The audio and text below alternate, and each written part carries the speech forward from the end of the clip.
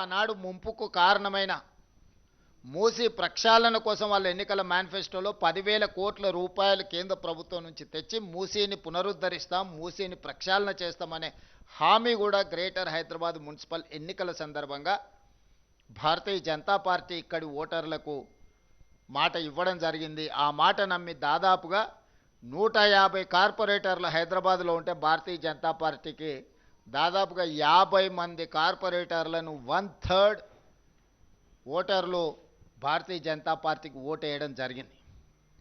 ఆనాటి నుంచి ఈనాటి వరకు బండి సంజయ్ గారు ఇచ్చిన బండి పోతే బండి, ఆటో పోతే ఆటో,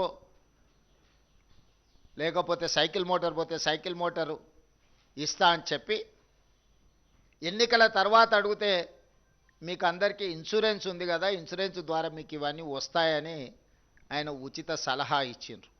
ఒక సామెత ఉన్నది, సత్రం భోజనానికి నెల్లూరి పెద్దారెడ్డి గారు రికమెండేషన్ లెటర్ ఇచ్చిండంట.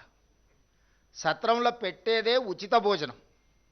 వాళ్ళు భోజనం పెట్టే సమయంలో ఎవరు వచ్చినా కూడా వాళ్ళకు ఉచితంగా పెడతారు. దానికి నెల్లూరు పెద్దారెడ్డి పెద్ద ఎత్తున రికమెండేషన్ లెటర్ రాసి దాన్ని మొత్తం ఫ్రేమ్ కట్టించి పంపించాల్సిన అవసరం లేదు.